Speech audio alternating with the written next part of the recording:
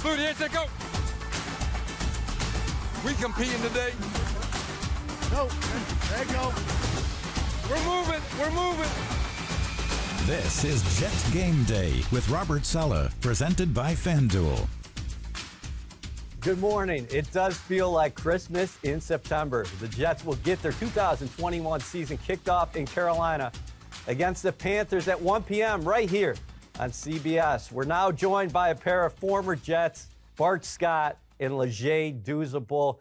Bart, does this feel like a new era of Jets football with head coach Robert Saleh and rookie quarterback Zach Wilson? It absolutely does, EA. This is a lot of synergy going on right now. You talk about Joe Douglas picking his first head coach. You know, he had a tremendous draft, great offseason, and finally this team is starting to resemble what I believe Joe wants his team to be. Saleh, his philosophy, all gas, no brakes. Let's see if the kids can live up to it. Leger, you have a fascinating perspective because you played for Robert Saleh. Why is he such an impactful teacher and leader? One word, EA, authentic. And Bart can attest to this.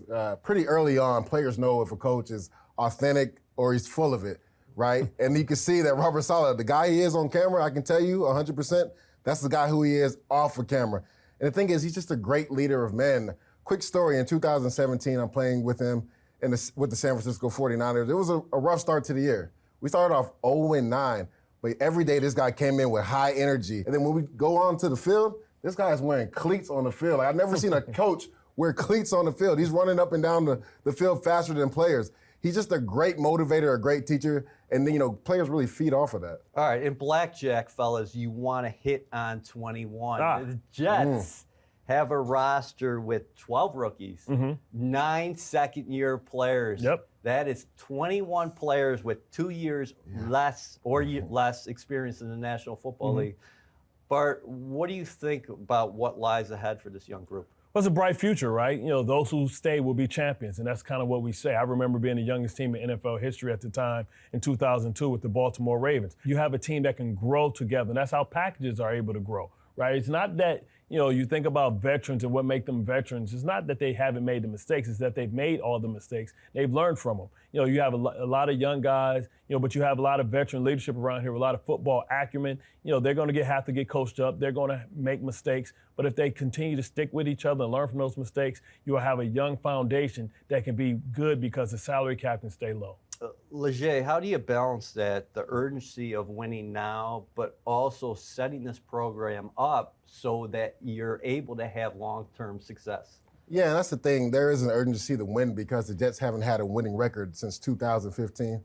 I happen to be on that team. Oh, here we go. But the thing is, you want sustained success, and Bart just said it. You got to build it from the ground up. And I love what Joe D has done, right?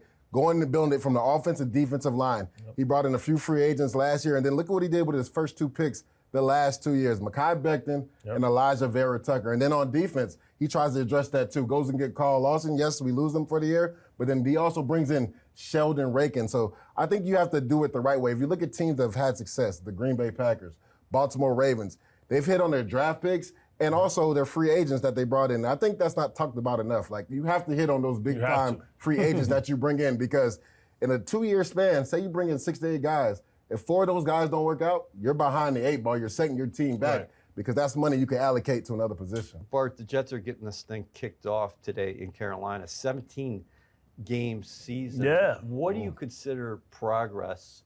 Are you looking at a record, or are you looking more in terms of what you want to see from this team in the growth aspect from September all the way through January? Well, for me, EA is both, right? I'm looking for both. I want to see the record improve, but I also want to see the progress on the field. I want to see a style of play, right, and an identity. We all want to have an identity. You know, when I was here, it was ground and pound. It was tremendous defense. When somebody says to me, what's a Jet? I should be able to instantly say what a Jet is based on this season. And listen, today's the starting audition for what a Jet is. You know what I mean? You are what you put on film. All right, gentlemen. You have 2 teams today in the Panthers and the Jets looking to flip the script. Last year, the Panthers were 5-11. We know the Jets were 2-14. What did you think about the NFL pitting Zach Wilson against Sam Darnold here in Week 1? Listen, this is the Sam Darnold Bowl, right? He was a young quarterback that people made, you know, some people were split, right? Some people believe that they should have, built around him. Some people feel like the arm talent of Zach Wilson was too great to pass up. So now you pair them together, right? So now you're going to have this tension and drama, which is what the NFL loves, right? This is like a great movie, right? This is who you left me for, right? This is like Men of Troy going on in here, right? So Sam Darnold's going to come out and Zach Wilson's going to say, no, I am that bad, right? Yeah. I am the reason, they did take me over you, right? So it's going to be exciting to see how they go against each other and see who gets emotionally involved and who tries to do too much, who stays within themselves. So it's going to be a tremendous matchup today, and I can't see how this thing plays out. So what do the Jets have to do against Darnold and company defensively?